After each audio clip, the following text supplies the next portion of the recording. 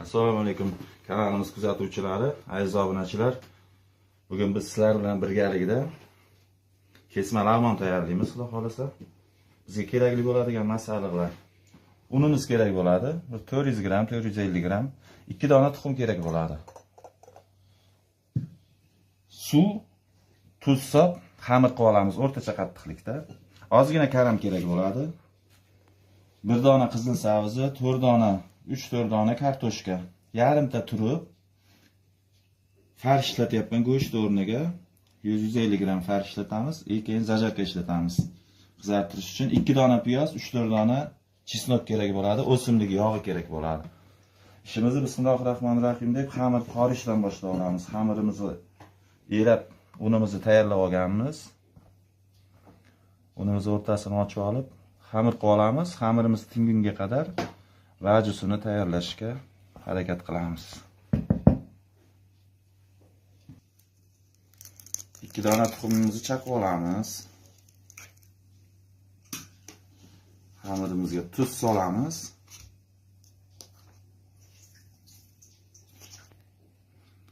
Suvimizni quyib olib,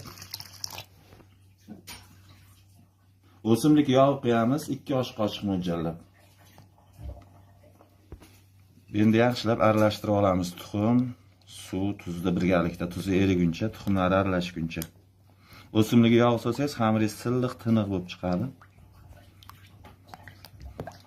Yaxshilab xamir qilib olamiz endi. Xamirlarimizni mana qorib oldik, endi dam oltirishga qo'yamiz. Paketga o'rab. Bungacha biz qaylamizni tayyorlaymiz. Tinib turguncha.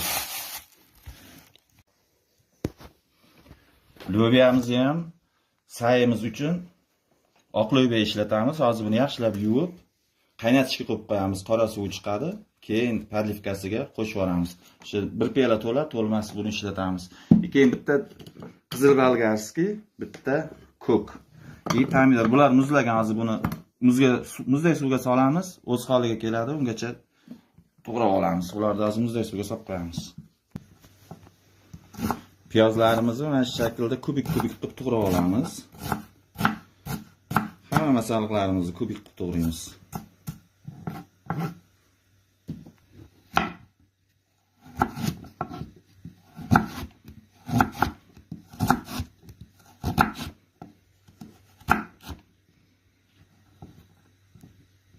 Savizlarimizni ham xuddi shu shaklda to'g'rab olamiz.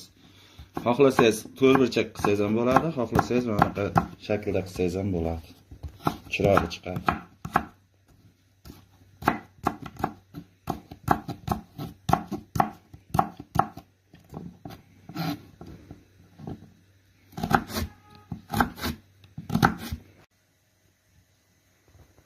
Turplarimizni ham xuddi shu shaklda to'g'rab, mayda salonka qilamiz, buni yaxshi chiqadi.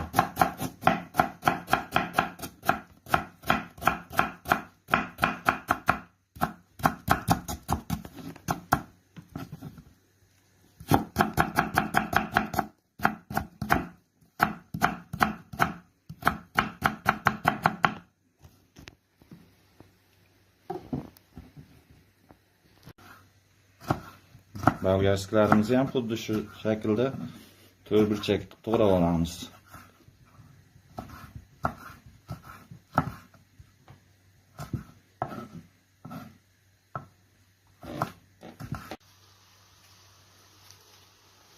Masalliqlarimizni hammasini to'g'rab oldik. Buni bolgarskiy, chesnok, pomidorlarni ham, piyozlarimiz, saviz, kartoshka, turib, karam hammasini to'g'rab tayyor qilib oldik. Endi bismillahirrohmanirrohim deb qovurishni boshlaymiz. Bismillahirrohmanirrohim deb yog'imizni quydik, endi piyozni qovurishdan boshlaymiz.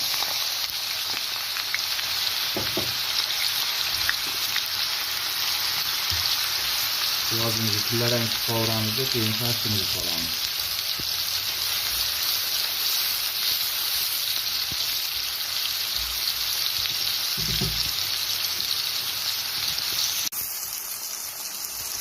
Qiymalarimizni ham solib qovurishga davom etamiz.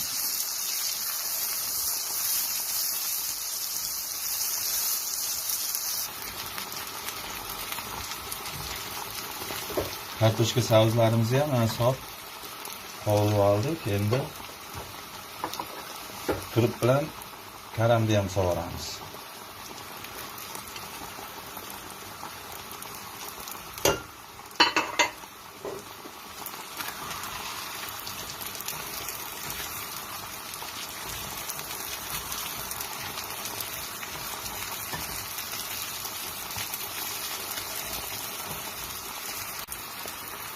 Endi zajarkalarimizni ham sovuramiz. Qizartirgich bilan ikkilangan.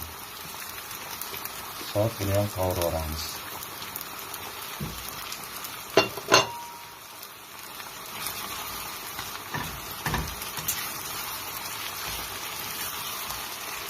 Hali tuz berganimiz yo'q. Endi hozir tuzini ham solamiz.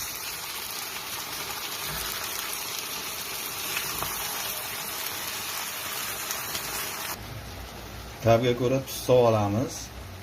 Hali suvni quyganimizdan keyin yana tuzini ko'rib rastlab olamiz.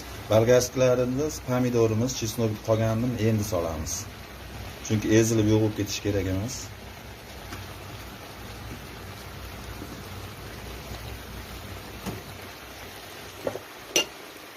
Yana 2 daqiqa qovurib 1 stakan suv quyamiz keyin.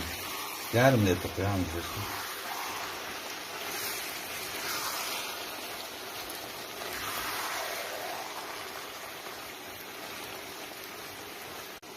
Mana endi lo'biyalarimizni, qaynatib olgan lo'biyamizni solamiz.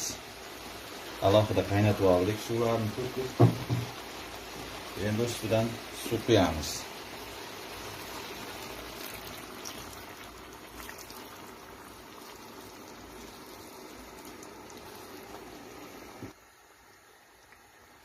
Endi gazimizni past qilamizda yuzini qiya qilib yopib qo'yamiz. Va xamirimizni yoyishni boshlaymiz. Mayda bo'lib qaynab turadi. Tegini past qilib qo'yamiz.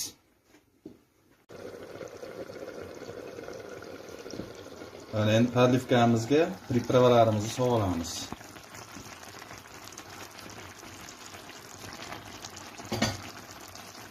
Priprava nima ishlatyapman? Maydalangan kashnich, maydalangan zira, qora murch, koreyskiy sol, ozgina hammasidan ozgina.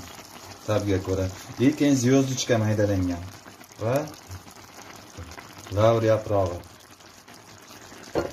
Mana shu pripravalarni ishlatyapman. Hozir xamirimizni suvini qo'yib qo'ydik qaynatishga. Xamirimiz tayyor bo'lguncha bu tayyor bo'lib qoldi. Tegini past qilib yana 15-20 minut qaynab turadi. Xamirlarimizni bismillahirrohmanirrohim deb yoyishni boshladik. O'rta yuqa ham qilib olmaymiz xamirni. O'rtacha qalinlikda yoyamiz.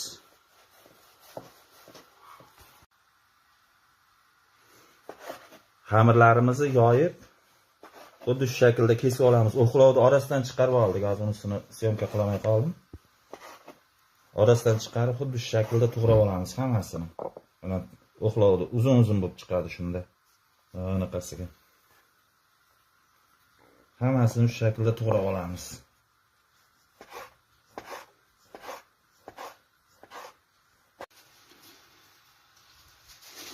Xamirlarimizni elak bilan xuddi shunaqa qilib elab olamiz, unlarni tushirib.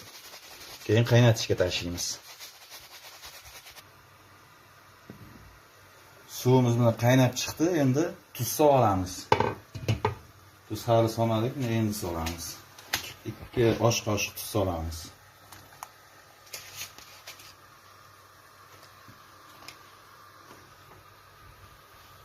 Bismillahirrohmanirrohim. Xamirlarimizni solamiz qaynab turgan suvga. Aralashtirib olamiz endi. Xamirlarimizni aralashtirib olamiz mana shu shaklda.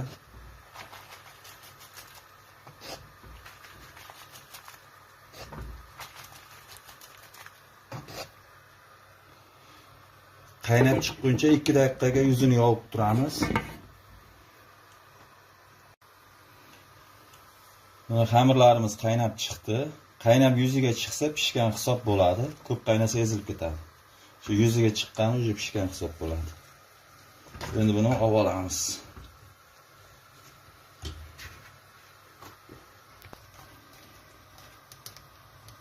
So'qitib olamiz, lekin ko'pchilik muzday suvga yuvadi. Men hozir buni yuvmayman, shirasi o'zida qoladi. Ozgina salat yog'i bilan idishga yog'lab qo'yamiz. Yaxshi chiqadi. Mana xamirlarimizni pishirib oldik, aziz obunachilar. Donna bo'lib xamirlar dirkillab chiqdi. Endi bunga hozir podlivkamizni ustiga qo'yamiz. Podlivkalarimiz ham tayyor, tegini o'chirdik. Xohlasangiz suvli xohlasangiz suv ko'p quysangiz bo'ladi, bitta ko'p xohlanmagan uchun suvni kamroq qo'ydim. Bismillahirrohmanirrohim.